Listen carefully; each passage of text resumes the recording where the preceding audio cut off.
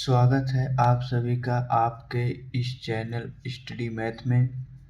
आज हम आपको प्रतिशत में छूट कैसे निकाला जाता है आइए आपको बताते हैं और समझते हैं।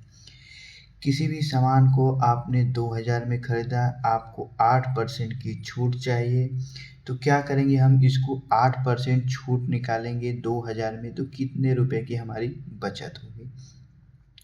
तो क्या करेंगे, सबसे पहले हम 2000 का 2000 लिखेंगे, गुणा करेंगे, उसमें 8 का गुना होता है। अब उसके बाद जो ये प्रतिशत रहता है, प्रतिशत को हम उसको 100 में बटा कर देते हैं, यानी 8/100।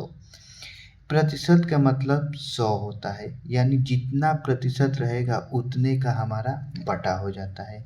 उसके बाद नीचे 8 के नीचे 100। अब इसको हम कैसे काट पीट करते हैं आइए इसको समझते हैं।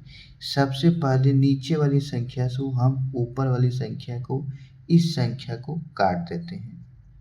कैसे काटेंगे, 0 को 0 से काटेंगे। अब दूसरी वाली संख्या को 0 से 0 काटेंगे। ठीक, ये हो गया 20 और ये हो गया 8। उसके बाद अब हो गया 20 बचा और गुणटे 8।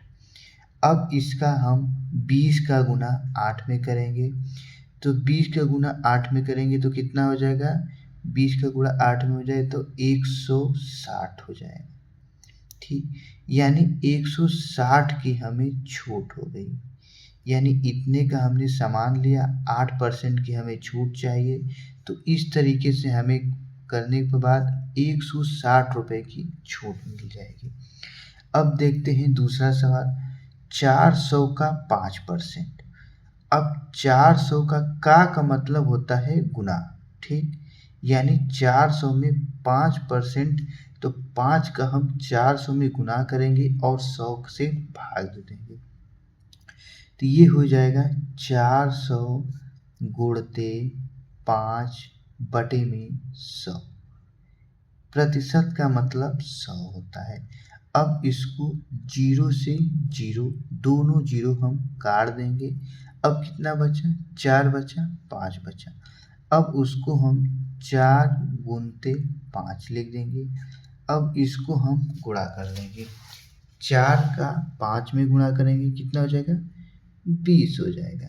हमें ये 20 रुपये की छूट मिल गई। 400 का कोई सामान लिया, 5% की हमने छूट मांगी, तो कितने रुपए की छूट देगा, हमें 20 रुपये की छूट देगी। इसी तरह आपको बताना है कि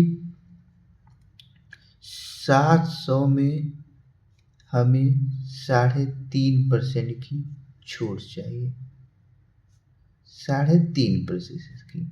अब इसको आपको कमेंट में बताना है कि इसका कितने रुपए की छूट आएगी, ये हमें आपकी तरफ से जवाब चाहिए कमेंट में।